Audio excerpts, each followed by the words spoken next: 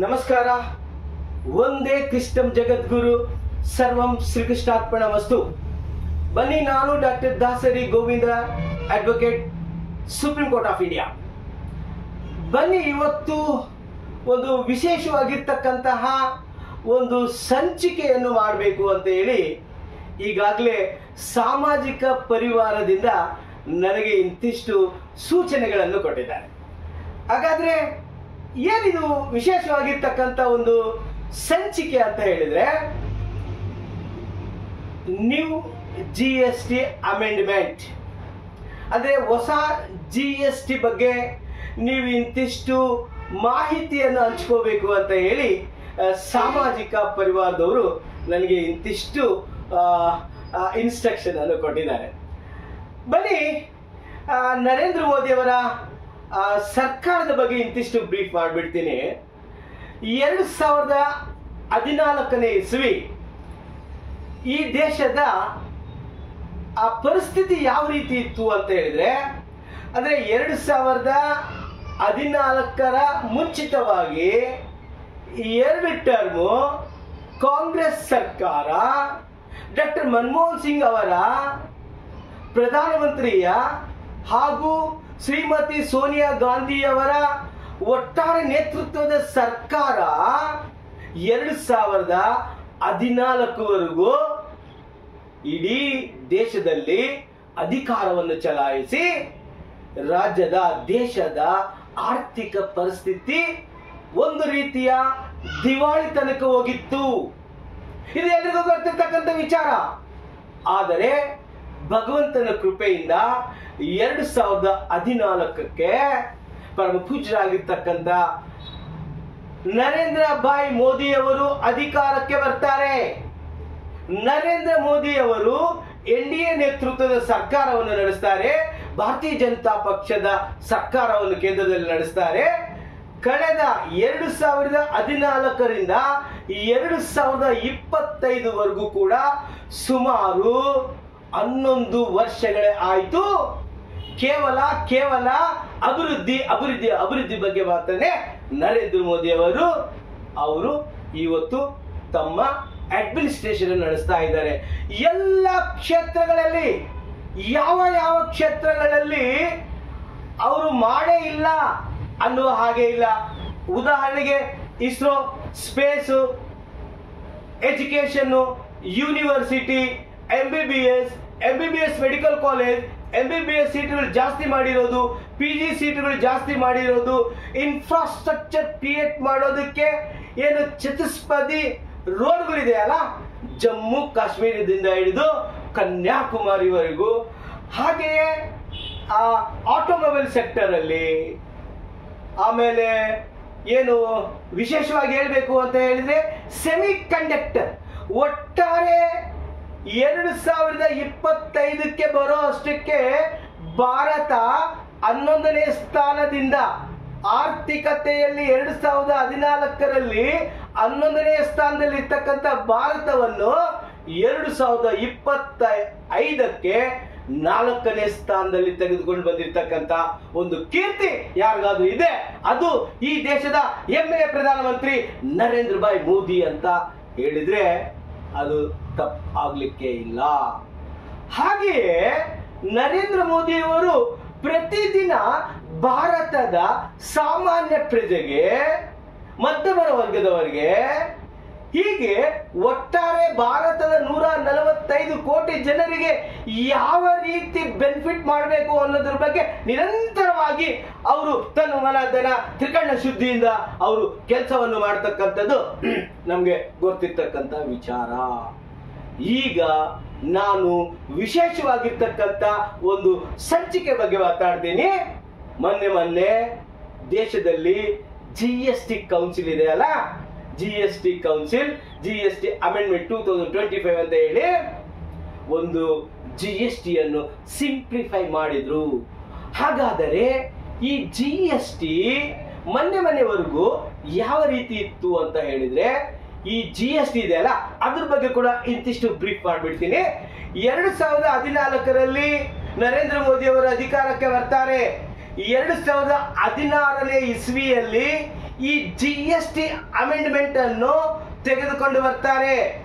ಭಾರತದ ಸಂವಿಧಾನಕ್ಕೆ 101ನೇ ತಿದ್ದುಪಡಿ, constitutional amendment act of 101 act of 2016 ಅಂತ ಹೇಳಿ GST ಗೆ ಸಂಬಂಧಪಟ್ಟಿರ್ತಕ್ಕಂಥ 101ನೇ ಸಂವಿಧಾನದ ತಿದ್ದುಪಡಿಯನ್ನು ಮಾಡಿ ಕೊನೆಗೆ ಜುಲೈ 1ನೇ ತಾರೀಕು 2017ಕ್ಕೆ ಈ GST ಇಡೀ ದೇಶದಲ್ಲಿ ಮಧ್ಯರಾತ್ರಿ ಒಂದು ಹಿಸ್ಟಾರಿಕಲ್ ಅಮೆಂಡ್ಮೆಂಟ್ ಅನ್ನು ಮಾಡಿರ್ತಕ್ಕಂಥದ್ದು, ಜಾರಿಗೆ ತೆಗೆದುಕೊಂಡು ಬಂದಿರತಕ್ಕಂಥ ವಿಚಾರ ಈಗಾಗಲೇ ಎಲ್ಲರಿಗೂ ಕೂಡ ಗೊತ್ತಿರೋ ಹಾಗೆ ಇದೆ. ಬನ್ನಿ, ಹಾಗಾದರೆ 2017ರಲ್ಲಿ ಬಂದಿರತಕ್ಕಂತಹ GST ಯಾವ ರೀತಿ ಇತ್ತು ಅಂತ ಹೇಳಿದ್ರೆ 4 ಸ್ಲ್ಯಾಬ್ಗಳಲ್ಲಿತ್ತು. ಒಂದು 5%, ಇನ್ನೊಂದು 12%, ಇನ್ನೊಂದು 18%, ಇನ್ನ ಒಂದು 28%. ಈ ರೀತಿ 4 ಸ್ಲ್ಯಾಬ್ಗಳನ್ನು ಮಾಡಲಾಗಿತ್ತು. ಇದರಿಂದ ದೇಶದಲ್ಲಿ GST ಕಲೆಕ್ಷನ್ 2017ರಿಂದ 2025ರವರೆಗೂ GST ಅಲ್ಲಿ ಬಹಳ ಅದ್ಭುತವಾಗಿರ್ತಕ್ಕಂತಹ ಒಂದು ಕಲೆಕ್ಷನ್ ಆಗ್ತಾ ಹೋಯ್ತು. ಎಷ್ಟುವರೆಗೂ ಹೋಯ್ತು ಅಂತ ಹೇಳಿದ್ರೆ 2025ಕ್ಕೆ ಬರೋ ಅಷ್ಟರಿಗೆ ಮೊನ್ನೆ ಲೆಕ್ಕ ತಗೊಳ್ಳೋದಾದ್ರೆ 1.90 ಲಕ್ಷ ಕೋಟಿಗೆ GST collection per month collection ಆಗ್ತಾ ಇದೆ. ಇದು ಭಾರತದ ಶಾಹಿವಾಲ ಆಗಿರ್ತಕ್ಕಂತಹ ನರೇಂದ್ರ ಮೋದಿ ಅವರ ಆರ್ಥಿಕವಾಗಿರ್ತಕ್ಕಂಥ ಒಂದು ತತ್ವಜ್ಞಾನದ ಬಗ್ಗೆ ನಾವೆಲ್ಲರೂ ಕೂಡ ಮೆಚ್ಚುಗೆ ಪಡ್ಕೋಬೇಕಾಗುತ್ತೆ. GST ಯಾವ ರೀತಿ ಕಲೆಕ್ಷನ್ ಬೆಳೀತಾ ಹೋಯ್ತು ಅಂತ ಹೇಳಿದ್ರೆ 2025ಕ್ಕೆ 1.90 ಲಕ್ಷ ಕೋಟಿ ಅಷ್ಟು ಕಲೆಕ್ಷನ್ ಆಯ್ತು. ಆಗ ರಾಜ್ಯದ ಫೆಡರಲ್ ಸಿಸ್ಟಮ್ ನಲ್ಲಿ ಇದೀವಿ. GST ಕೌನ್ಸಿಲ್ ಅಂತ ಇರುತ್ತೆ. GST ಕೌನ್ಸಿಲ್ ಅಲ್ಲಿ ರಾಜ್ಯದ ಪ್ರತಿಯೊಂದು ರಾಜ್ಯದಿಂದ ಪ್ರತಿನಿಧಿಗಳು ಇರ್ತಾರೆ, ಯೂನಿಯನ್ ಟೆರಿಟರಿಯಿಂದ ಪ್ರತಿನಿಧಿಗಳು ಇರ್ತಾರೆ. GST ಕೌನ್ಸಿಲ್ ಅಲ್ಲಿ ಕೇಂದ್ರ ಹಣಕಾಸು ಸಚಿವರು ಅಧ್ಯಕ್ಷರಾಗಿರ್ತಾರೆ. ಈ GST ಕೌನ್ಸಿಲ್ ಅಲ್ಲಿ ಒಂದು ನಿರ್ಣಯವನ್ನು ಮಾಡ್ತಾರೆ, 2 ಲಕ್ಷ ಕೋಟಿವರೆಗೂ ತಲುಪುವುದರ ಹೊತ್ತಿಗೆ GST ನಲ್ಲಿ ಇಂತಿಷ್ಟು ಸರಳೀಕರಣ ಮಾಡಬೇಕು ಅಂತೇಳಿ GST ಕೌನ್ಸಿಲ್ ನಲ್ಲಿ ಒಂದು ನಿರ್ಣಯ ತಗೊಳ್ತಾರೆ.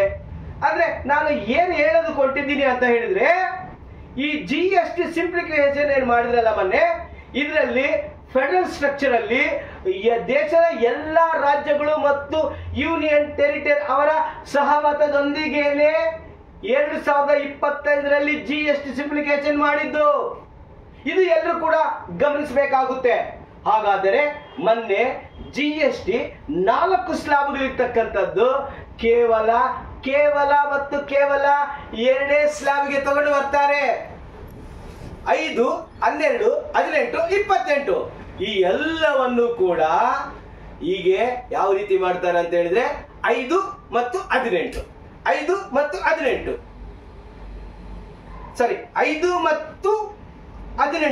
ಈ ರೀತಿಯಾಗಿ 2 ಸ್ಲ್ಯಾಬ್ಗಳನ್ನು ಮಾಡ್ತಾರೆ. ಇಂತಿಷ್ಟು ವಿಚಾರಗಳನ್ನು ಯಾವ ಕ್ಷೇತ್ರದಲ್ಲಿ ಕಡಿಮೆ ಆಗ್ತದೆ, ಯಾವ ಪ್ರಾಡಕ್ಟ್ಗಳ ಬಗ್ಗೆ ಕಡಿಮೆ ಆಗ್ತದೆ ಅನ್ನೋದ್ರ ಬಗ್ಗೆ ಇಂತಿಷ್ಟು ನಾನು ಮಾಹಿತಿಯನ್ನು ಹಂಚ್ಕೊಳ್ತೀನಿ. ಸ್ನೇಹಿತರೆ, ನರೇಂದ್ರ ಮೋದಿ ಅವರ ಆಲೋಚನೆ ಯಾವ ರೀತಿ ಇದೆ ಅಂತ ಹೇಳಿದ್ರೆ ನೋಡಿ, ಒಬ್ಬ ವ್ಯಕ್ತಿ ಬೆಳಿಗ್ಗೆ ಎದ್ದ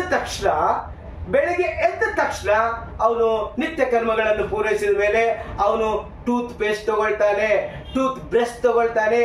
ಈ ಟೂತ್ ಬ್ರಷ್ ಮತ್ತು ಟೂತ್ ಪೇಸ್ಟ್ ಮತ್ತು ಏನು ಹಲ್ಲು ಉಜ್ಜುವ ಪುಡಿ ಇದೆಯಲ್ಲ, ಇದು 5%ಗೆ ತೆಗೆದುಕೊಂಡು ಬರಲಾಗಿದೆ. ಇಲ್ಲಿಂದ ಶುರುವಾಗುತ್ತೆ ನೋಡಿ. ಕೇವಲ 12, 18 ಇರ್ತಕ್ಕಂಥದ್ದು ಕೇವಲ 5%ಗೆ ಬಂತು.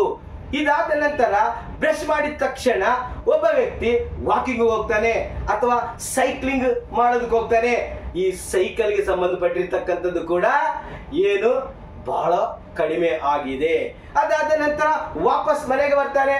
ವಾಪಸ್ ಮನೆಗೆ ಬಂದ ತಕ್ಷಣ ಬ್ರೇಕ್ಫಾಸ್ಟ್ ಮಾಡ್ತಾನೆ, ಕಾಫಿ ಟೀ ಕುಡಿತಾನೆ, ಬ್ರೇಕ್ಫಾಸ್ಟ್ಗೆ ಸಂಬಂಧಪಟ್ಟಿರ್ತಕ್ಕಂಥದ್ದು, ಅದಕ್ಕೆ ಸಂಬಂಧಪಟ್ಟಿರ್ತಕ್ಕಂಥ ಏನು ಇಂಗ್ರೀಡಿಯೆಂಟ್ಸ್ ಇದೆ ಅಲ್ಲ, ಅದು ಕೂಡ 0% ಕೂಡ ಆಗಿದೆ, 5% ಆಗಿದೆ. ತಾವು ಕೂಡ ಜ್ಞಾಪಕ ಇಟ್ಕೋಬೇಕು, 0% ಆಗಿದೆ. ಕೆಲವೊಂದು ಐಟಮು ಹಾಲಿನಲ್ಲಿ 0% ಮಾಡಲಾಗಿದೆ. ಏನು ಈ ರೀತಿ 0% ಮತ್ತು 5% ಆಗಿದೆ. ಅಲ್ಲಿ ಅವನು ಕಾಫಿ ಟೀ ಕುಡಿತಾನೆ, ಬ್ರೇಕ್ಫಾಸ್ಟ್ ಮಾಡ್ತಾನೆ, ಹಾಲಿನ ಪುಡಿ ಇರ್ಬೋದು, ಹಾಲು ಇರ್ಬೋದು, ಆಮೇಲೆ ಕಾಫಿ ಟೀ ಪೌಡರ್ ಇರ್ಬೋದು. ಹೀಗೆ ಎಲ್ಲಕ್ಕೂ ಸಂಬಂಧಪಟ್ಟಿರ್ತಕ್ಕಂಥದ್ದು 5% ಆಗಿದೆ. ಅದಾದ ನಂತರ ಮಧ್ಯಾಹ್ನದ ಊಟವನ್ನು ಮಾಡ್ತಾನೆ. ಅಂದ್ರೆ ಈ ರೈತರಿಂದ ತಗೊಂಡು ಬಂದಿರತಕ್ಕಂಥ ಯಾವುದೇ ವಸ್ತುಗಳಿಗೆ ಕೆಲವು 0% ಇದೆ. ಲಾಸ್ಟ್ ಅಂತ ಹೇಳಿದ್ರೆ 5% ಮಾತ್ರ ಇದೆ. ಅಲ್ಲಿ ಕೂಡ ಅವನಿಗೆ ಬೆನಿಫಿಟ್ ಆಗ್ತಾ ಇದೆ ಈ ಸಾಮಾನ್ಯ ಜನರಿಗೆ. ಹಾಗೆ ಸಾಯಂಕಾಲಕ್ಕೆ ಅವನು ಇಂತಿಷ್ಟು ಸ್ನ್ಯಾಕ್ಸ್ ಅಂತ ತಗೊಳ್ತಾನೆ. ಈ ಸ್ನ್ಯಾಕ್ಗೆ ಸಂಬಂಧಪಟ್ಟಿರ್ತಕ್ಕಂಥದ್ದು ನೂಡಲ್ಸ್ ಇರ್ಬೋದು, ಸಾಸ್ ಇರ್ಬೋದು, ಜಾಮ್ ಇರ್ಬೋದು, ಹೀಗೆ ಅಲ್ಲಿ ಕೂಡ 0%ಗೂ ಕೂಡ ಇದೆ ಮತ್ತು 5% ಕೂಡ ಇದೆ. ಹಾಗೆಯೇ ಪ್ರತಿದಿನ ಬೆಳಗ್ಗೆ ಎದ್ದ ತಕ್ಷಣ ಒಬ್ಬ ಸಾಮಾನ್ಯ ಪ್ರಜೆಗೆ ಏನ್ ಬೇಕಾಗಿದೆ ಅಲ್ಲ, ಎಸೆನ್ಷಿಯಲ್ ಗೂಡ್ಸ್, ಅದಕ್ಕೆ ಮ್ಯಾಕ್ಸಿಮಮ್ 5% ಅನ್ನು ಮಾಡಿ ಇವತ್ತು ಭಾರತೀಯರ ಒಂದು ಜೀವನ ಶೈಲಿ ಸರಳೀಕೃತ ಮಾಡಿ ಮತ್ತು ಆನಂದದಾಯಕವಾಗಿ ಮಾಡಿರ್ತಕ್ಕಂಥ ಕೀರ್ತಿ ನರೇಂದ್ರ ಮೋದಿ ಅವರಿಗೆ ಸಲ್ಲುತ್ತೆ. ಬನ್ನಿ, ಇಂತಿಷ್ಟು ವಿಷಯಗಳನ್ನು, ಇಂತಿಷ್ಟು ಪ್ರಾಡಕ್ಟ್ ಬಗ್ಗೆ ನಿಮ್ಮ ಮುಂದೆ ನಾನು ಫಟಾಫಟಾಗಿ ನಿಮ್ಮ ಮುಂದೆ ಪ್ರಸ್ತುತಪಡಿಸ್ತೀನಿ. ಉದಾಹರಣೆಗೆ ಟ್ರ್ಯಾಕ್ಟರ್ ಇರ್ಬೋದು. ಟ್ರ್ಯಾಕ್ಟರ್ 18% ಇಂದ 5% ಬಂತು. ಟೈರ್ಸು, ಆಮೇಲೆ ಸ್ಪೇರ್ ಪಾರ್ಟ್ಸು 18% ಇಂದ 5%. ಹಾರ್ವೆಸ್ಟಿಗೆ ಸಂಬಂಧಪಟ್ಟಂಗೆ, ಡ್ರಿಪ್ ಇರಿಗೇಷನ್ಗೆ ಸಂಬಂಧಪಟ್ಟಂಗೆ, ಪೌಲ್ಟ್ರಿಗೆ ಸಂಬಂಧಪಟ್ಟಿರ್ತಕ್ಕಂಥ ಪ್ರಾಡಕ್ಟ್ಗಳಿಗೆ 12% ಇಂದ 5% ಬಂತು. ಆಮೇಲೆ ಬಯೋ ಪೆಸ್ಟಿಸೈಡ್ಸ್ ಅಂತ ಬಂದಿದೆ ಇವತ್ತಿನ ದಿನ. ಆ ಬಯೋ ಪೆಸ್ಟಿಸೈಡ್ ಸಂಬಂಧಪಟ್ಟಿರ್ತಕ್ಕಂಥದ್ದು 12% ಇಂದ 5% ಬಂತು. ಹಾಗೆ ಹೋಟೆಲ್ಗೆ ಸಂಬಂಧಪಟ್ಟಿರ್ತಕ್ಕಂಥ ಒಂದು ವಿಚಾರವನ್ನು ನಿಮ್ಮ ಮುಂದೆ ಹೇಳಿಬಿಡ್ತೀನಿ. ಒಂದು ದಿನಕ್ಕೆ 7,500 ರೂಪಾಯಿಗಿಂತ ಮೇಲ್ಪಟ್ಟಿರ್ತಕ್ಕಂತಹ ಒಂದು ದಿನದ ರೂಮ್ ರೆಂಟ್ಗೆ ಸಂಬಂಧಪಟ್ಟಿರೋರು 12% ಕಟ್ಟಬೇಕಾಗಿತ್ತು. ಈಗ 12% ಕಟ್ಟಬೇಕಾಗಿಲ್ಲ, ಕೇವಲ 5%ಗೆ ಬಂದು ನಿಂತಿದೆ. ಆಮೇಲೆ ಜಿಮ್ಮಿಗೆ ಸಂಬಂಧಪಟ್ಟಿರ್ತಕ್ಕಂಥ ಐಟಮ್ ಇರ್ಬೋದು, ಸೆಲೂನ್ಗೆ ಸಂಬಂಧಪಟ್ಟಿರ್ತಕ್ಕಂಥ ಐಟಮ್ ಇರ್ಬೋದು, ಬಾರ್ಬರ್ಗೆ ಸಂಬಂಧಪಟ್ಟಿರ್ತಕ್ಕಂಥ ಐಟಮ್ ಇರ್ಬೋದು, ಹಾಗೆ ಯೋಗಕ್ಕೆ ಸಂಬಂಧಪಟ್ಟಿರ್ತಕ್ಕಂತಹ ಎಲ್ಲ ವಸ್ತುಗಳ ಮೇಲೆ 18% ಇಂದ 5%ಗೆ ತೆಗೆದುಕೊಂಡು ಬಂದಿದ್ದಾರೆ. ಬಹಳ ಅದ್ಭುತವಾಗಿರ್ತಕ್ಕಂಥ ಸಿಂಪ್ಲಿಫಿಕೇಶನ್ ಆಗಿದೆ. ಆಮೇಲೆ ವಿಶೇಷವಾಗಿ ಭಾರತ ಒಂದು ಸಾಂಸ್ಕೃತಿಕ ನಗರಿ ಆಗಿರೋದ್ರಿಂದ ಹ್ಯಾಂಡಿಕ್ರಾಫ್ಟ್ಸ್ ಇದೆಯಲ್ಲ, ಹ್ಯಾಂಡಿಕ್ರಾಫ್ಟ್ಸು, ಐಡಲ್ಸು, ಸ್ಟ್ಯಾಚ್ಯೂಸು, ಇವೆಲ್ಲವೂ ಕೂಡ 12% ಇಂದ 5%ಗೆ ತೆಗೆದುಕೊಂಡು ಬಂದರು. ಹಾಗೆಯೇ ಪೇಂಟಿಂಗ್ ಸಂಬಂಧಪಟ್ಟಿರ್ತಕ್ಕಂಥ ಏನಾದರೂ ಆರ್ಟ್ಸ್ ಇದ್ರೆ ಅದನ್ನ 12% ಇಂದ 5%ಗೆ ತಗೊಂಡು ಬಂದಿದ್ರು. ಇನ್ನು ವಿಶೇಷವಾಗಿ ವುಡನ್ನು, ಮೆಟಲ್, ಟೆಕ್ಸ್ಟೈಲ್ ಡಾಲ್ಸ್ ಇರುತ್ತೆ, ಟಾಯ್ಸ್ ಇರುತ್ತೆ, ಅದಕ್ಕೆ 12% ಇಂದ 5%ಗೆ ತೆಗೆದುಕೊಂಡು ಬಂದರು. ಆಮೇಲೆ ವಿಶೇಷವಾಗಿ ಪ್ರತಿಯೊಬ್ಬರು ಗಮನಿಸಬೇಕಾಗಿರ್ತಕ್ಕಂಥ ವಿಚಾರ ಏನಂದ್ರೆ ಎಜುಕೇಶನ್ಗೆ ಸಂಬಂಧಪಟ್ಟಿರ್ತಕ್ಕಂಥದ್ದು. ಅರೆ, GSTಗೂ ಮತ್ತು ಎಜುಕೇಶನ್ ಏನ್ ಸಂಬಂಧ ಅಂತ ಹೇಳಿದ್ರೆ, ಎಸ್, ಸಂಬಂಧ ಇದೆ. ಈಗ ಎಜುಕೇಶನ್ ಅಂತ ಹೇಳಿದ ತಕ್ಷಣ ಬುಕ್ಸ್ ಬರುತ್ತೆ.